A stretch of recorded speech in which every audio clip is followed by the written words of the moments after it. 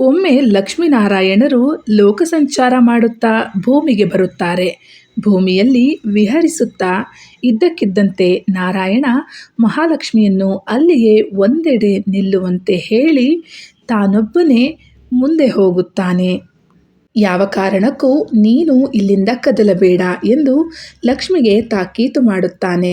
ಆದರೆ ಚಂಚಲೆಯಾದ ಮಹಾಲಕ್ಷ್ಮಿ ನಾರಾಯಣ ಹೊರಟು ಹೋದ ನಂತರ ಕುತೂಹಲ ತಡೆಯಲಾಗದೆ ಅಲ್ಲಿಂದ ತಾನು ಹೊರಟು ಬಿಡುತ್ತಾಳೆ. ಭೂಮಿಯಲ್ಲಿ ಮುಂದೆ ನಡೆಯುತ್ತಾ ನಡೆಯುತ್ತಾ ಒಂದು ಹೊಲಕ್ಕೆ ಬರುತ್ತಾಳೆ. ಅಲ್ಲಿ ಬೆಳೆದ ಕಬ್ಬು ನೋಡಿ ಆಸೆಪಟ್ಟು ಅದನ್ನು ಕಿತ್ತು ತಿನ್ನುತ್ತಾಳೆ. ಅಲ್ಲಿ ಬೆಳೆದ ಹೂಗಳನ್ನು ಕಂಡು ಕಿತ್ತು ತನ್ನನ್ನು ಆ ಹೂಗಳಿಂದ ಸಿಂಗರಿಸಿಕೊಳ್ಳುತ್ತಾಳೆ. ಆ ಹೊತ್ತಿಗೆ ಅಲ್ಲಿಗೆ ಬರುವ ಮಹಾವಿಷ್ಣು ತನ್ನ ಮಾತನ್ನು ಮೀರಿ ಬಂದ ಲಕ್ಷ್ಮಿಯನ್ನು ಕಂಡು ಬೇಸರ ಪಡುತ್ತಾನೆ. ದೇವತೆಗಳು ಭೂಮಿಯ ಜನರಿಂದ ಏನಾದರೂ ಪಡೆದರೆ ಅವರೊಡನೆ ಕನಿಷ್ಠ 12 ವರ್ಷ ನೆಲೆಸಬೇಕಾಗುತ್ತದೆ. ನೀನು ಇದೇನು ಕೆಲಸ ಮಾಡಿಬಿಟ್ಟೆ ಎಂದು ವಿಷಾದ ಪಡುತ್ತಾನೆ. ನಿಯಮದಂತೆ ನೀನು ಮುಂದಿನ 12 ವರ್ಷಗಳ ಕಾಲ ಇಲ್ಲೇ ಈ ರೈತನ ಹೊಲದಲ್ಲೇ ನೆಲೆಸಿರಬೇಕು. ಅನಂತರವಷ್ಟೇ ನೀನು ವೈಕುಂಠಕ್ಕೆ ಮರಳಬಹುದು ಎಂದು ಹೇಳಿ ಹೊರಟು ಹೋಗುತ್ತಾನೆ. ಅದರಂತೆ ಮಹಾಲಕ್ಷ್ಮಿಯು ಆ ಬಡ ರೈತನ ಹೊಲದಲ್ಲಿಯೇ 12 ವರ್ಷಗಳ ಕಾಲ ನೆಲೆಸಿಬಿಡುತ್ತಾಳೆ. ಲಕ್ಷ್ಮಿ ನೆಲೆ ನಿಂತ ಸ್ಥಳದಲ್ಲಿ ಬಡತನ ಇರಲು ಸಾಧ್ಯವೇ? ರೈತನ ಹೊಲದಲ್ಲಿ ಬಂಗಾರದ ಬೆಳೆ ತುಂಬಿ ಹೋಗುತ್ತದೆ. ಆತ ಶ್ರೀಮಂತನಾಗುತ್ತಾನೆ. ಇದಕ್ಕೆಲ್ಲ ತನ್ನ ಹೊಲದಲ್ಲಿ ನೆಲೆಸಿರುವ ತಾಯಿ ಲಕ್ಷ್ಮಿಯೇ ಕಾರಣವೆಂದು ಅರಿತು ಪತ್ನಿಯೊಡನೆ ಆಕೆಯನ್ನು ಉಪಚರಿಸಿ ಪೂಜಿಸುತ್ತಾನೆ.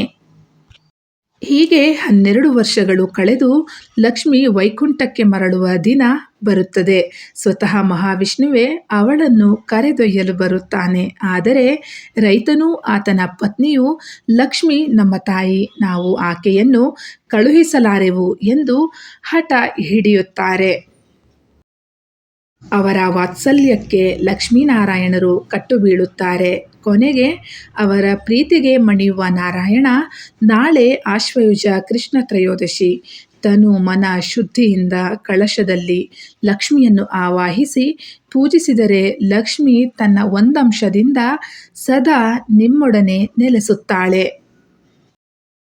ಈ ದಿನ ಯಾರೆಲ್ಲರೂ ಶ್ರದ್ಧಾಭಕ್ತಿಯಿಂದ ಲಕ್ಷ್ಮಿ ಪೂಜೆ ಮಾಡುತ್ತಾರೋ ಅವರ ಸಂಪತ್ತು ವೃದ್ಧಿಯಾಗುತ್ತದೆ ಎಂದು ಭರವಸೆ ನೀಡುತ್ತಾನೆ.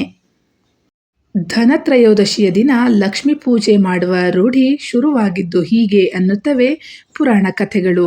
ಆದ್ದರಿಂದ ಲೋಭದಿಂದಲ್ಲದೆ ಪ್ರೇಮದಿಂದ ಲಕ್ಷ್ಮೀ ದೇವಿಯನ್ನು ಪೂಜಿಸಿ. ಆಶ್ವಯುಜ ತ್ರಯೋದಶಿಯಂದು ದೀಪದಾನ ಶ್ರೇಷ್ಠವೆನ್ನುತ್ತಾರೆ.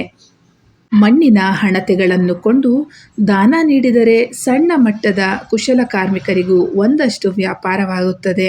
ನೀವು ದಾನ ನೀಡುವುದು ಎಲ್ಲ ಬಗೆಯಲ್ಲಿ ಸಾರ್ಥಕವೂ ಆಗುತ್ತದೆ. ಲಕ್ಷ್ಮಿಯನ್ನು ಪೂಜಿಸುವುದು ಎಂದರೆ ಸಂಪತ್ತನ್ನು ಗೌರವಿಸುವುದು ಎಂದು. ಶ್ರಮದ ದುಡಿಮೆಯ ಸಂಪತ್ತು ಮಾತ್ರವೇ ಗೌರವಕ್ಕೆ ಅರ್ಹವಾದುದು. ಆದ್ದರಿಂದ ಶ್ರಮ ಮತ್ತು ಪ್ರಾಮಾಣಿಕವಾಗಿ ಗಳಿಸಿದ ಸಂಪತ್ತನ್ನು ಶ್ರದ್ಧೆಯಿಂದ ಪೂಜಿಸಿ. ಹೀಗೆ ಮಾಡಿದರೆ ಲಕ್ಷ್ಮಿ ನಿಮ್ಮೊಡನೆ ಮಾತ್ರವಲ್ಲ, ನಿಮ್ಮ ಕುಟುಂಬದ ಮುಂದಿನ 3 ತಲೆಮಾರುಗಳ ಕಾಲವೂ ನೆಲೆಸುವುದು ಖಚಿತ.